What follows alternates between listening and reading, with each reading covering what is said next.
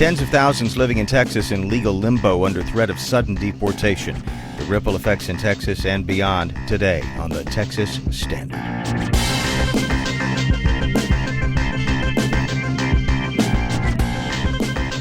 Texas Standard is a production of KUT Austin, KERA North Texas, Houston Public Media, and Texas Public Radio in San Antonio. I'm David Brown. Other stories we're working on at a Baptist university well known for its conservative values.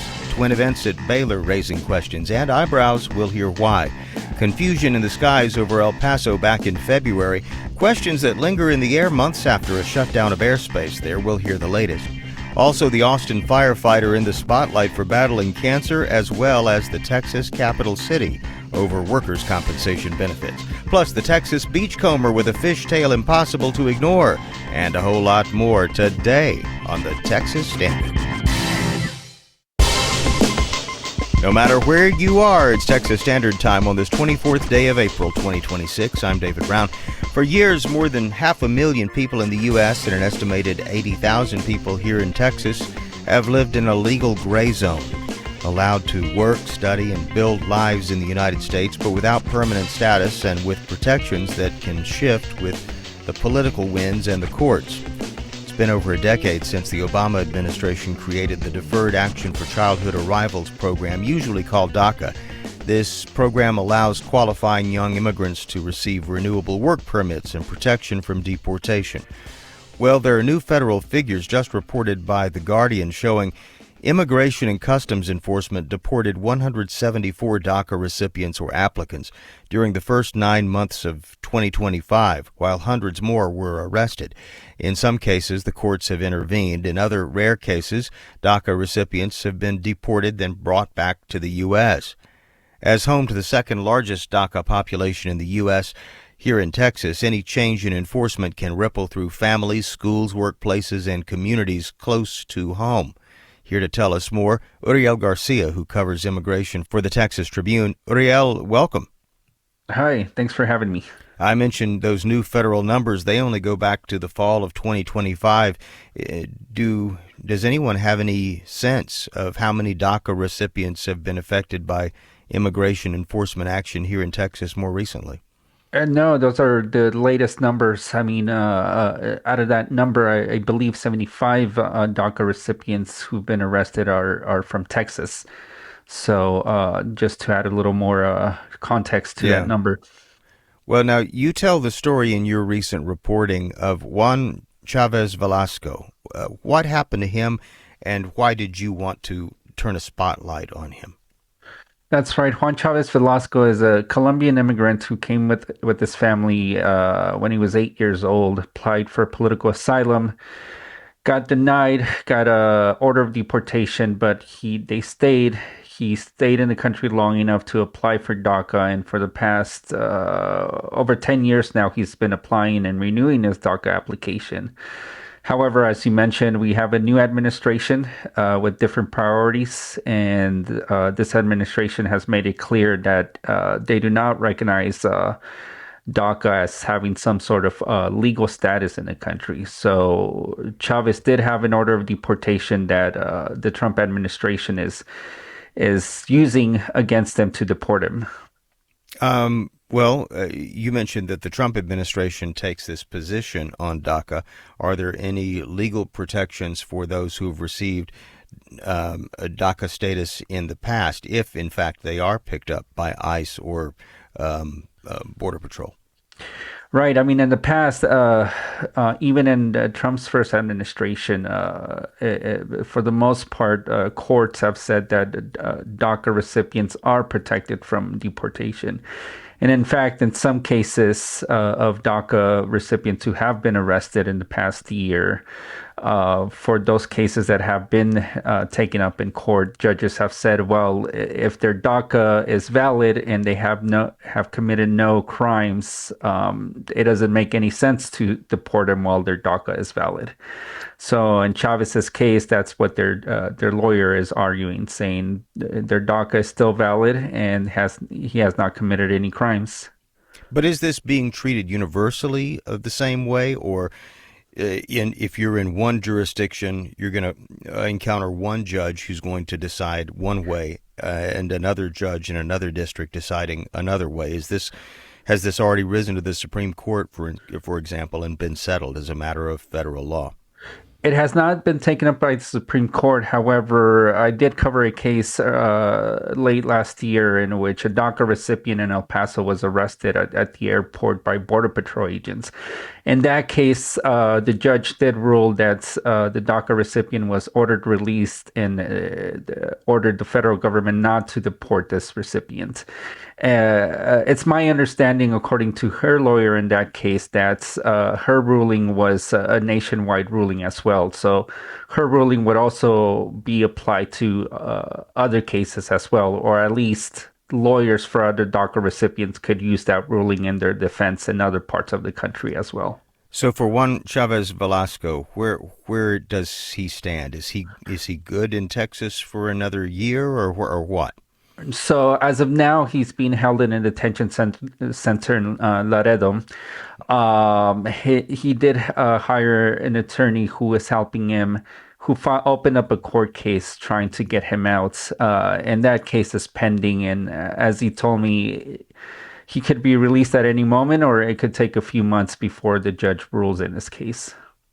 We're going to have a link to the reporting of Uriel Garcia, who covers immigration for the Texas Tribune, and we encourage you to check it out. Of course, you can go straight to the article at texastribune.org. Uriel Garcia, thank you so much for taking time to talk with us on the Texas Standard. Certainly do appreciate it. No problem. Thank you for inviting me.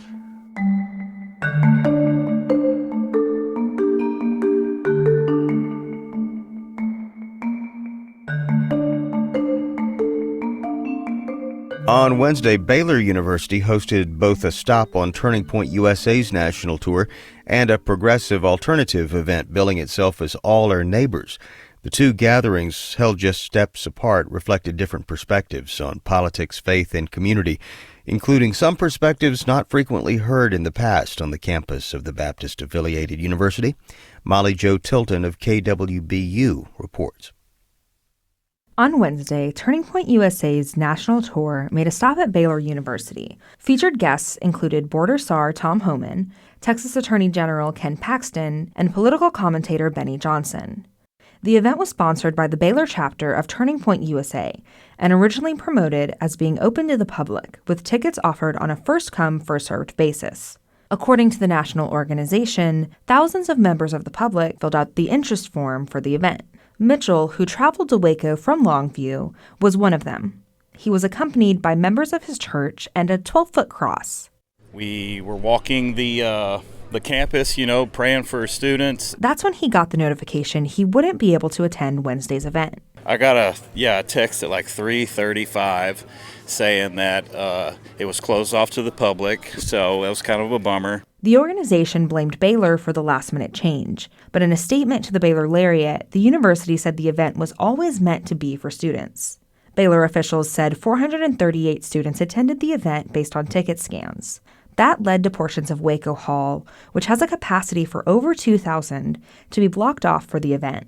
At 9 a.m. Wednesday morning, hours before the event was closed to the public, Turning Point denied all media credentials for the event.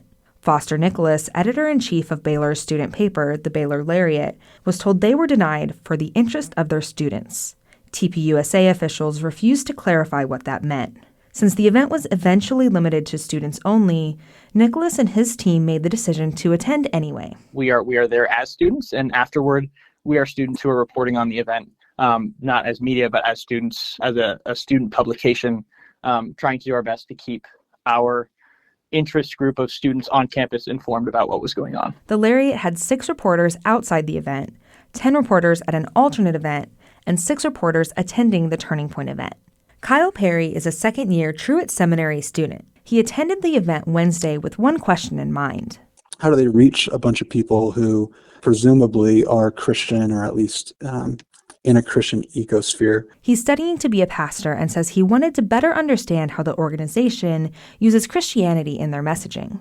The part that I was most impressed, not in the positive way, was the excusal of some pretty harmful rhetoric, I would think, at least rhetoric that doesn't reflect Baylor's values. He was especially surprised by one of the jokes political commentator Benny Johnson made. According to Perry, Johnson compared dealing with liberal women to wrangling pigs. At the same time, just a few buildings away in Cashin Academic Center, a coalition of progressive student groups hosted an alternative event called All Our Neighbors.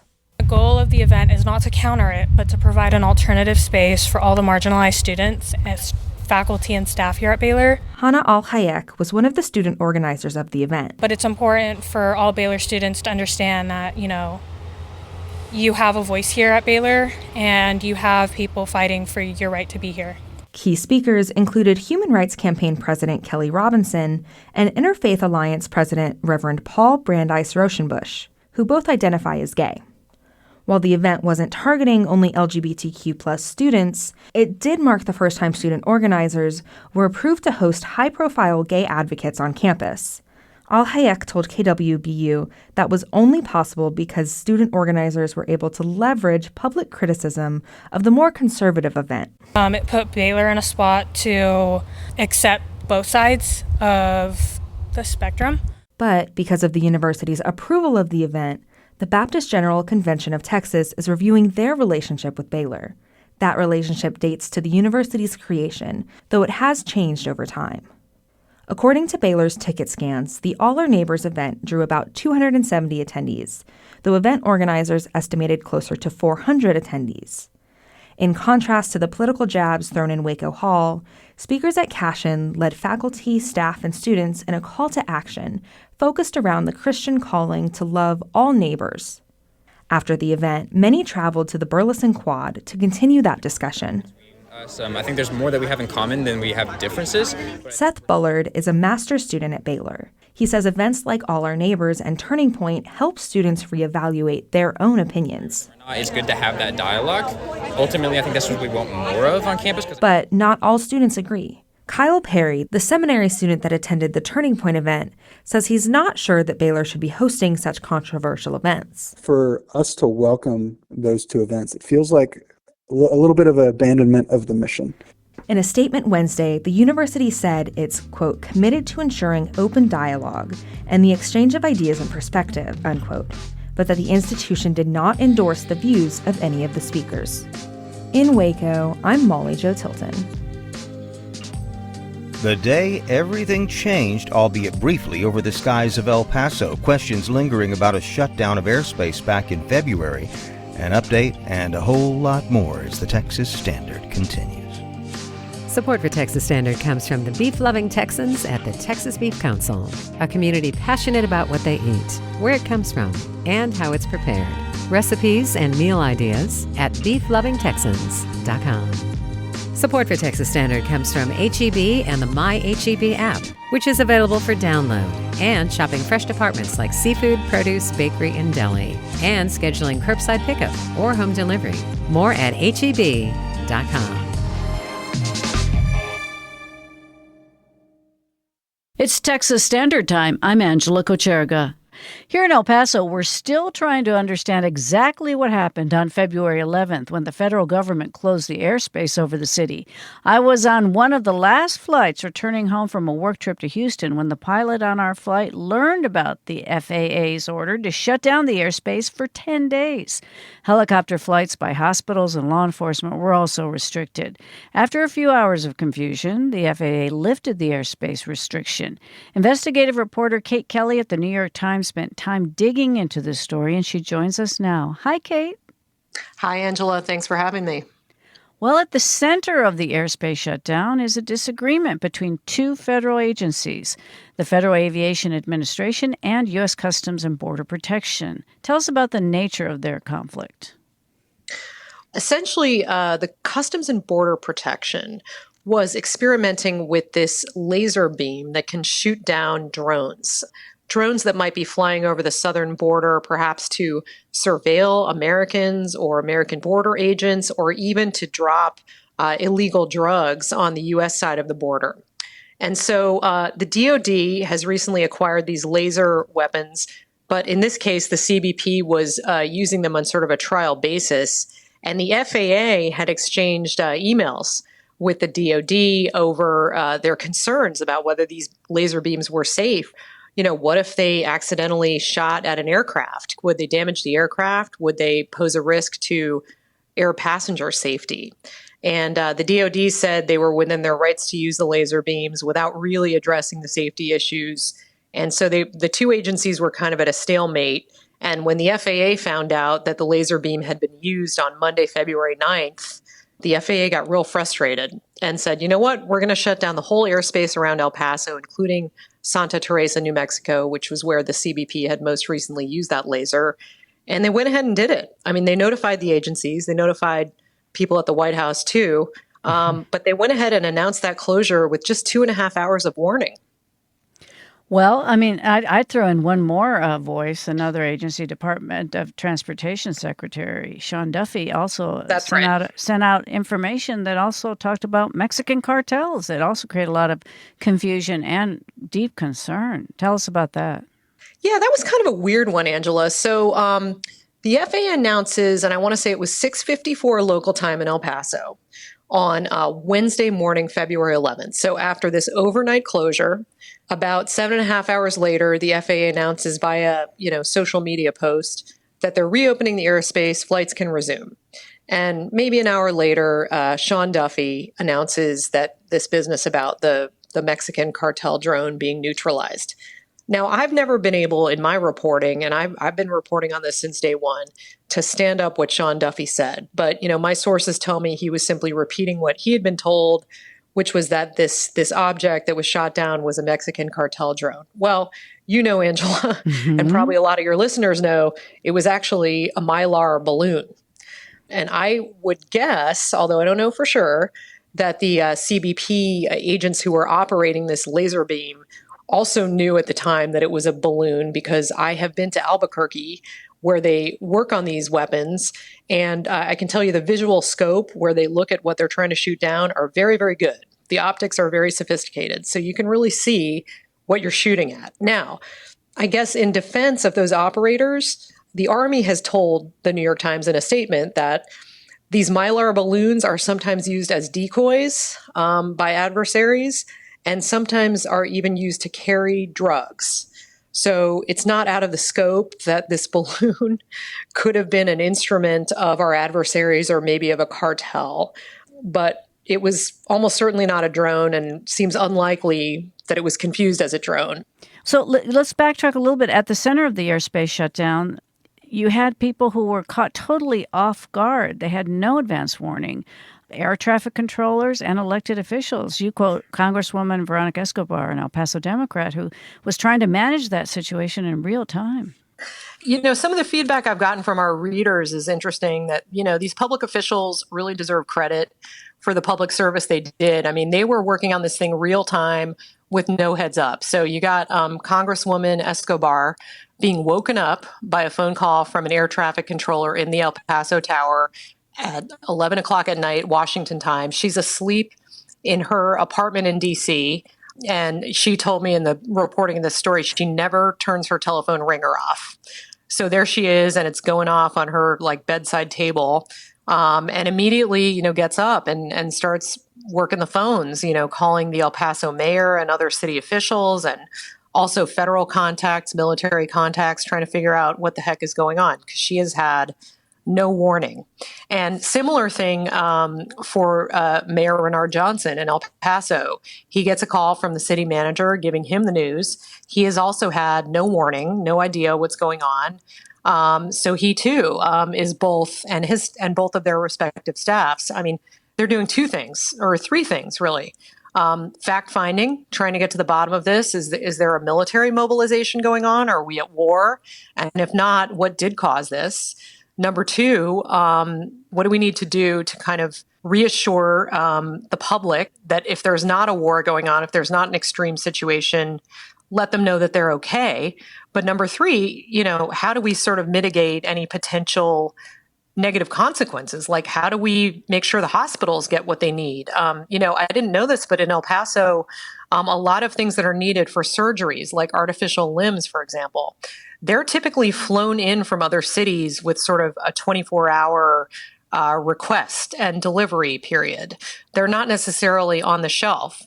The mayor told me in an interview that east of El Paso, in some of the more rural areas, they depend on helicopter first responders to get to car accident sites. You can't always get there very quickly by road. So those are some of the things that they were troubleshooting for and were understandably concerned about. So tell us something else very interesting that came out in your story. Who made the call to say, let's reopen the airspace? We don't need 10 days. So apparently that was Susie Wiles, President Trump's chief of staff. And the decision tree there, to be honest, I'm a little murky on. Ms. Wiles did not return my request for comment, but we have heard all along that when this came to her attention early Wednesday morning, she immediately pressed for a reopening of the airspace. Now, how that information came to her, I'm not exactly sure. We do know from the email traffic that we had a chance to review that members of the National Security Council and others in the White House were briefed on the FAA's plans, hours before the closure occurred on the Tuesday, the 10th, right? So I don't have the emails in front of me, but, essentially it was sort of late afternoon, early evening on Tuesday, the 10th, that the FAA briefed people on their plans to close down the airspace, which included White House staff. So the notification was there. When this got to Susie Wiles, if it got to her, if it got to the president himself, we don't know. But certainly by Wednesday morning, she knew that this had gone on, that it was a problem, and she pushed for the reopenings, which did occur before 7 a.m. El Paso time, which would have been, around 9 a.m. Washington time. We've been speaking to Kate Kelly, investigative reporter for the New York Times, and we'll have a link to her story over at texasstandard.org. Kate, thank you for your reporting and your time. Thank you. I enjoyed it. Support for Texas Standard comes from Texas Casa.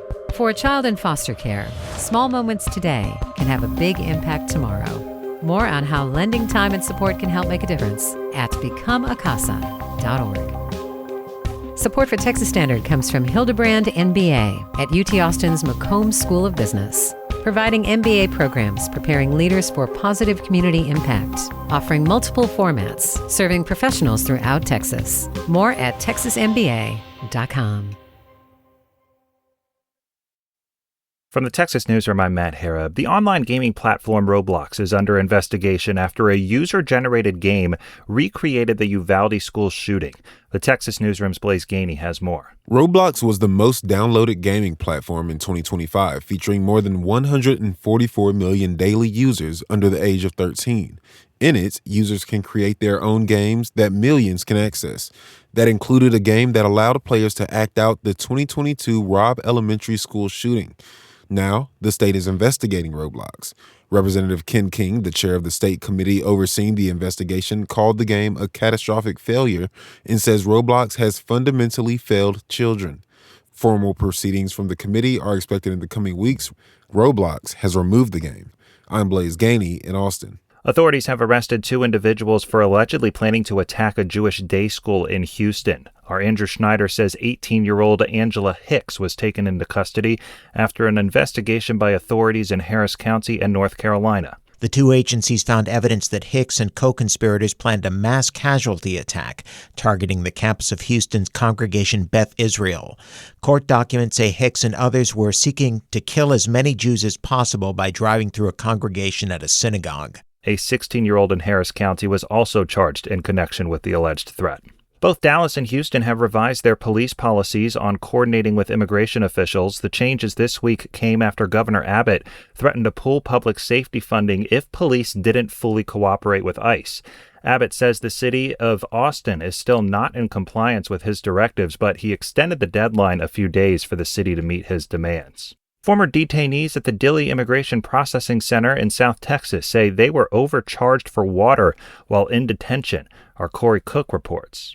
Amanda Aguilar is a staff attorney at American Gateways in San Antonio. She represents multiple families detained at Dilley and said her clients claim the water there is foul. The water that they have smells like bleach, and it's not really drinkable. Aguilar said her clients were forced to pay $3 for a bottle of water or less than $40 for a case. ICE Director Todd Lyons stated in a recent news release that families in Dilley receive essential daily living needs. Federal contractor CoreCivic operates Dilley. Their website states that the facility gets the same clean drinking water supplied to the town. I'm Corey Cook in San Antonio. Texans can load up on emergency supplies this weekend. The Emergency Preparation Supplies Sales Tax holiday begins at midnight and runs through Monday. A complete list of eligible items can be found on the Texas Comptroller's website. I'm Matt Harab in the Texas Newsroom. Support for these Texas headlines comes from Texas Monthly Presents The Story, a docuseries about the state of Texas, our culture, and what's at stake from the perspective of the magazine's writers. Weekends on local PBS stations and streaming on the PBS website and app.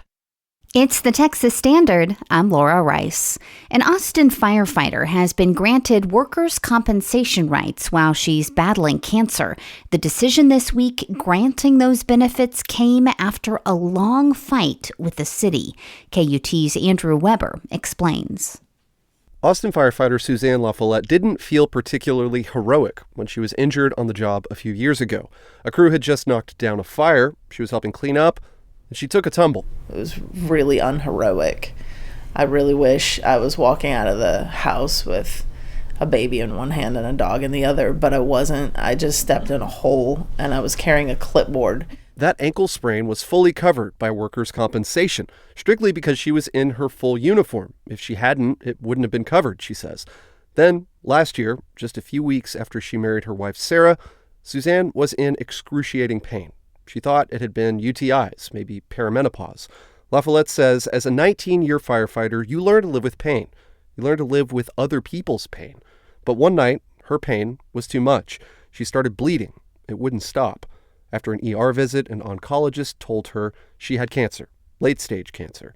It was, in a weird way, LaFollette says, kind of a relief. When you finally get a confirmation that, yes, there is something going on with you, yes, there's something in your body that shouldn't be there, was a relief. I was like, okay, now we're getting somewhere. Now I know what it is, and now we can do something about it. Then LaFollette got in touch with the union, tried to file another workers' comp complaint, one that argued she was exposed to cancer-causing chemicals over her nearly 2 decades on the job.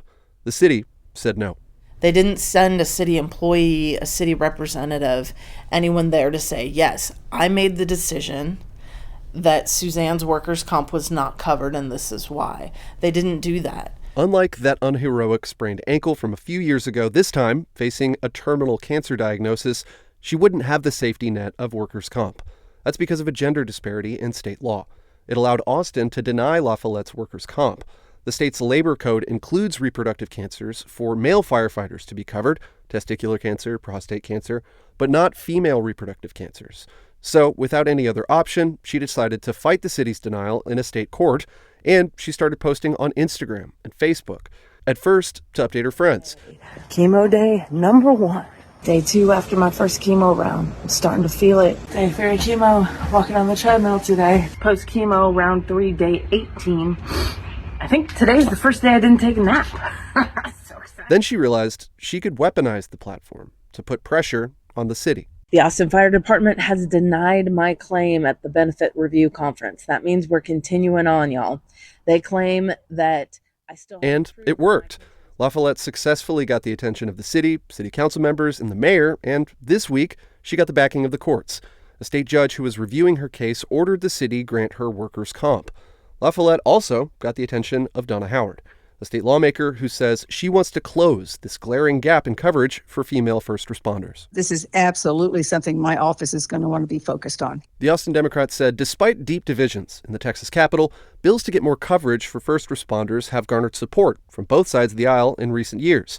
One was even backed by now House Speaker Dustin Burrows. We're talking about first responders, which are highly valued on a bipartisan basis here at the Capitol, especially in light of the fact that I don't think that my colleagues want to appear to be anti-woman when we're talking about first responders and cancer.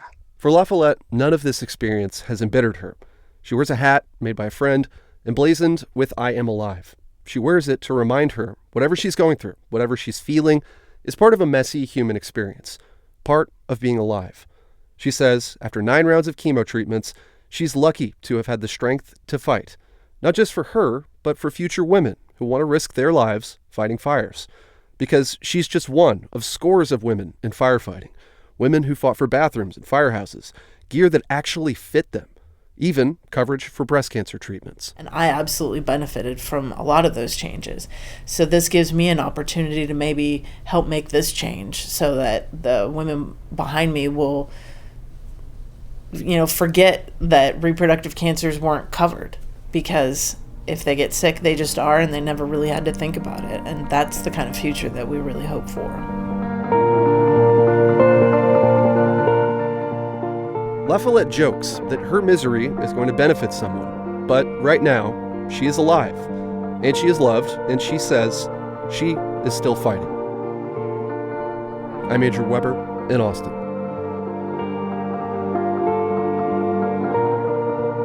Still ahead, let's take a trip to the beach and see what we find.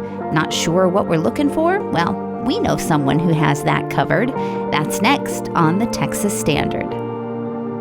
Support for Texas Standard comes from Texas Mutual Insurance Company, a workers' compensation provider that's been caring for hardworking Texans for over 30 years. More at texasmutual.com/expert partner. Hey, what's cooking? Make sure to join us as we check in with Texas's top taco journalists to hear about the latest innovation stories and the people behind many a Texan's favorite go-to. It's Mondo Rayo with the Tacos of Texas, next Thursday on the Texas Standard. Support for Tacos of Texas comes from HEB.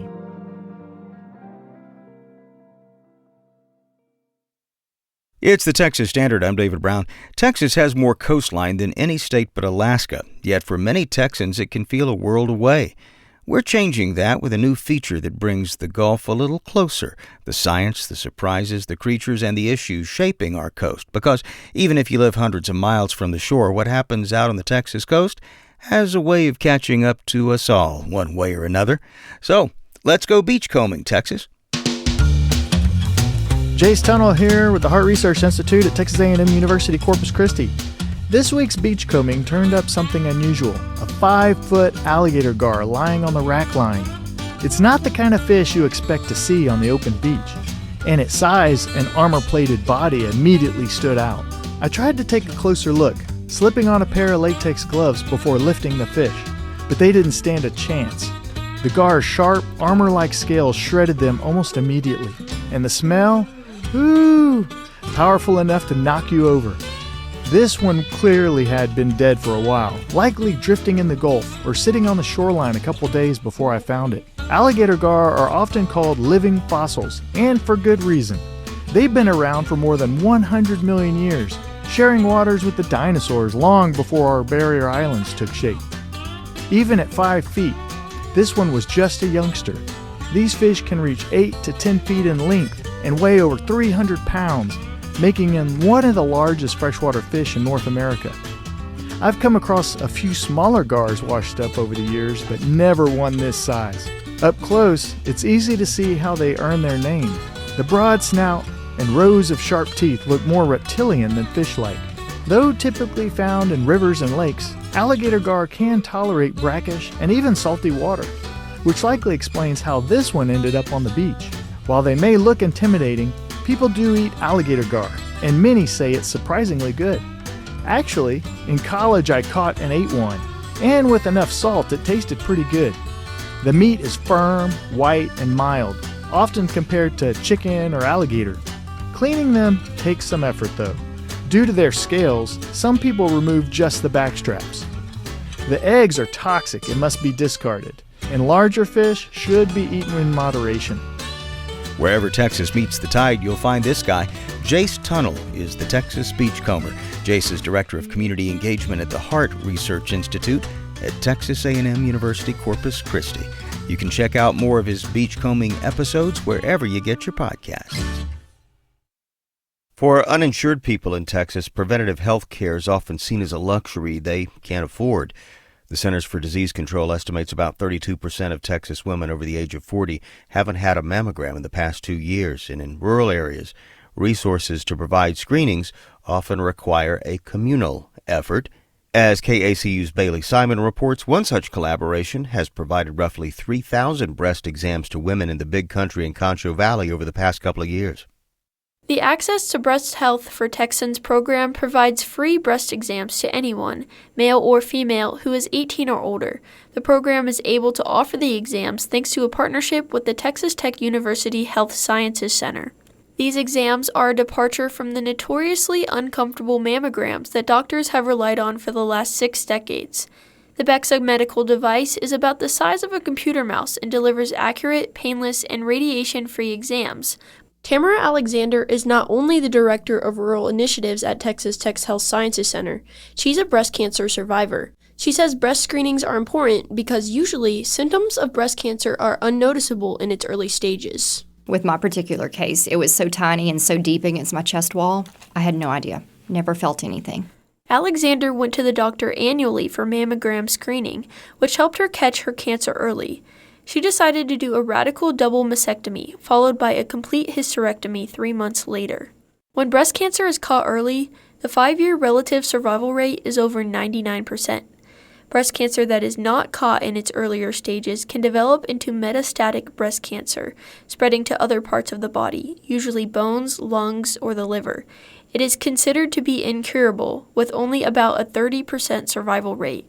According to the American Cancer Society, there is a 1 in 8 chance that a woman will develop breast cancer at some point in her life, and yet CDC data also shows that about 1 in 4 women aged 50 to 74 are not up to date on their mammograms, and women who reported costs as a barrier to access health care have about 2 times the odds of not getting a mammogram. Women have a really hard time of putting their health care first because they have jobs, they have husbands, they have children, and they always worry about those items first. The American Cancer Society recommends that women who don't have a family history of breast cancer get screening mammograms every year starting at age 40. Women who are 55 and older can switch to getting a mammogram every other year. Women who are at high risk for breast cancer should get a breast MRI and mammogram every year starting at age 30. But breast cancer targets women of all ages, and when someone outside of the recommendations needs a screening, it may not be covered even if they have insurance. Pearl Merritt, Senior Director of Outreach at the Laura W. Bush Institute, said that it is becoming more common for women in their 20s and 30s to get breast cancer. When we do have the Bexa exams, there's several women in their 20s that want to come. Maybe their mother had it and their grandmother had it. They don't do a mammogram because it's not going to be paid for at that young age. The goal of the Access to Breast Health for Texans program is to break down barriers to screenings such as age, distance, and cost. Every week, the teams set up in a different town in the Big Country and Concho Valley. Tamara Alexander says teams avoid holding their exams in hospital settings that could be intimidating and turn patients away. So we try to set up in accommodating situations like churches, community centers. We've set up exam room at a boutique before. So anywhere that will host us, we are happy to go and make that work. Instead of a cold hospital room with a large machine that evokes dread in many women, the team prepare a heated massage table in a darkened room lit by a lamp, turn on calming music, and spray essential oils into the room. Wendy Stoles, a licensed sonographer, explained that the Bexa device uses sound waves to read through breast tissue. She looks for any spots that are stiffer or less elastic than the surrounding tissue. A detected spot doesn't necessarily indicate cancer. Stoll said it could be a clogged milk duct, scar tissue, or a cyst. Regardless, if the Bexa device picks up something, the sonographer then does an ultrasound within the same appointment to get more information. So the only time they don't get results immediately is if we have to do an ultrasound, because then it has to be read by a radiologist. But still, that turnaround time is 48 hours. There are pros and cons to both mammograms and Bexa exams. Mammograms pick up microcalcifications, which are tiny calcium deposits in the breast tissue that may develop into cancer, more often than Bexa exams do. Overall, Alexander said both options are highly accurate and that Bexa is not in competition with mammography at all. We always recommend do both. But women love Bexa. It's painless. There's no radiation. Pregnant women can have a Bexa exam. Women under 40 can have a Bexa exam. A man can come in and have a Bexa exam. So it touches a lot of populations and age groups that necessarily wouldn't be going in to get a routine mammogram. And the program makes scheduling a BEXA exam painless as well. Patients pick a time slot that works for them through a link. There's no wait time, and patients are usually done with the exam in 15 minutes or less.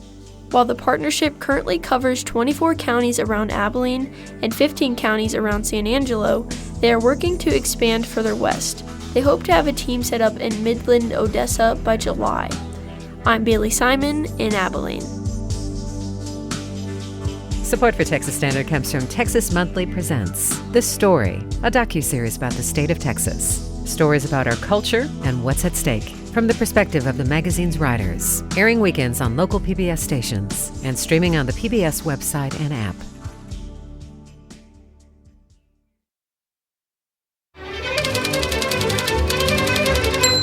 This is Liz Garten-Scanlon with Typewriter Rodeo. We type poems on vintage typewriters on whatever strikes your fancy. Fireflies in April. We're in the backyard talking about what we want to let go of, about how to move forward with more light and more grace. Everything we say comes out shaped like a word. It's all beautiful and makes a certain kind of sense, like the garden coming up when we expect it to. But then, in a blinking thrill, fireflies, tiny, chaotic, wandering stars. Yes, yes, there is nothing else to say. This is Liz Garten-Scanlon with Typewriter Rodeo, and you're listening to the Texas Standard. The Typewriter Rodeo can be heard every Friday here on the Texas Standard. Got a suggestion for a custom poem? Well, send it on along to the Texas Standard. We'll pass it along to the gang. Every Friday, you'll also hear a look back at the week that was in Texas politics, and for that, we turn now to Jasper Scherer, politics editor for the Texas Tribune. Jasper, welcome back. Thanks for having me. Well, some big national political news this week out of Virginia.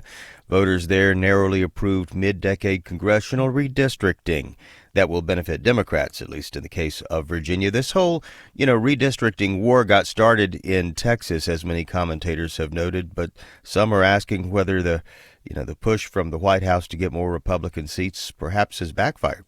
Yeah, I think the Virginia result, it's still pending the resolution of some legal challenges, but if that Virginia map gets upheld, it kind of solidifies this reality for Republicans in Texas and nationally that's kind of going to be a wash, I think, at best, maybe even a map that tilts towards the Democrats if you kind of look at the full body of all the redistricting done in Texas, Virginia, California, of course, another big one benefiting Democrats. So some other Republican states came through as well with some gerrymandering here and there, doing it in this arms race. But it's looking like sort of a net zeroing out, I think, at best for Republicans. Well, speaking of the midterms, millions more dollars pouring into Texas ahead of those November elections. I think Tribune was reporting $22 million going to South Texas alone to boost Democrats' chances there. Tell us more. Yeah, this is the top super PAC that supports House Democrats in races all over the country. And, I think anyone who follows Texas politics is pretty used to seeing Democrats pouring money into the state. But I think what's notable here is that, that money often goes to the top of the ticket candidates running statewide. And national Dems have kind of, been scared off of the congressional races in Texas after getting burned in recent years. But this is a big change from how national Dems have approached the state. National spending on congressional races looks like it's going to be up sevenfold, at least from this top super PAC. So it just shows how competitive the midterms are looking down here. We don't have much time, but this one's a little too weird to pass up. Apparently, a down-ballot Texas candidate who was defeated back in the primaries was apparently kicked off of a prediction betting site, Kalshi, for betting on his own political race. What's the story there? What's the big takeaway?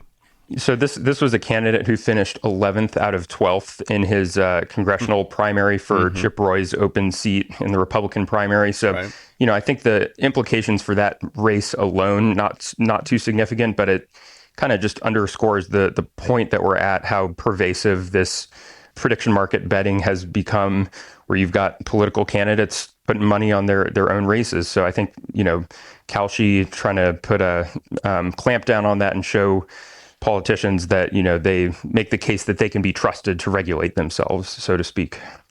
Jasper Scherer, politics editor for the Texas Tribune, who joins us each and every Friday. We'll have links to these stories and more over at texasstandard.org. Jasper, thanks so much for the update. Have a great weekend. Of course. You too, David. And you are listening to the Texas Standard.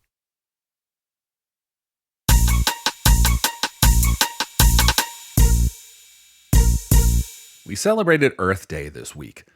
It was a moment to think about the planet and, closer to home, the environmental questions facing Texas right now. Because in Texas, those questions can feel especially big. I'm Wells Dunbar with the Texas Standard, and from stronger storms in the Gulf to drought and water shortages in places like Corpus Christi to the huge spike in power demand expected from new data centers, Texas has its share of environmental issues. At the same time, Texas is also a clean energy giant, leading the nation in wind power and rapidly expanding solar.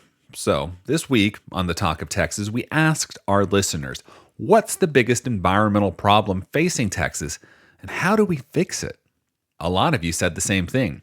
These issues are connected. David Martin Burrows called it a cataclysmic issue, writing that water, food supply, species lost, and extreme weather all overlap. Mike Rollins pointed to climate change driven by carbon emissions, saying the solutions have been obvious for years, but the political will has lagged behind. Others focused on choices closer to home. James Arbogast wrote in about thirsty non-native lawns replacing native habitat, hurting pollinators, birds, and aquifers. His blunt advice, get rid of your lawn, go native. And then, one listener put it plainly. This is Martin Beihauer in Georgetown, Texas, and here's my Earth Day wish. The two biggest problems we have, and that will only get worse in Texas, are water and energy supplies. And this has everything to do with climate change. Martin says Texans are already seeing the effects. Climate change is bringing us droughts, floods, fires, tornadoes, record temperatures, hurricanes, and besides the direct human impact of these, they're putting tremendous strain on biodiversity as well as agriculture. But Martin's message wasn't one just about despair. It was also about opportunity. If our state legislature would only stop hamstringing the development of renewable energy in favor of petroleum, I believe Texas can become the richest and most successful leader in the solutions to these problems. And he points to something Texas has no shortage of: land, wind, and sun. What we need to be working on right now is effective means for storage of energy generated by wind and solar, and expanding wind and solar in Texas, because there's plenty of space to do that. And that's only going to happen if the state legislature gets realistic about what's truly in the best interest of Texans. That hopeful note came through in a lot of your responses. Yes, Texas faces outsized environmental challenges, but Texas also tends to think big, build bigger, and move fast when it chooses to, which means the state that helped power the last century, it could also help power the next one. I'm Wells Dunbar, and this is The Talk of Texas. Well, hot dog is Friday. Hey, hot dogs sound good. Anyone else feeling sticker shock in the meat aisle these days? Ground beef pushing nearly $7 a pound in Texas? Well, apparently some Texans fed up with inflation, skipping the supermarket altogether and buying a whole cow straight from the ranch. Michael Marks tells us about that and a whole lot more on Monday's Texas Standard. Till then, I'm David Brown, wishing you and yours a wonderful weekend no matter where you are. Philanthropic support for Texas Standard comes from Casey and Scott O'Hare, the Winkler Family Foundation, Lynn Dobson and Greg Woldridge, Adrian Killam, and the George Huntington family. Would your company or organization like to be a sponsor as well? Contact your local station for opportunities within your community. For statewide sponsorships, visit TexasPublicMediaNetwork.com.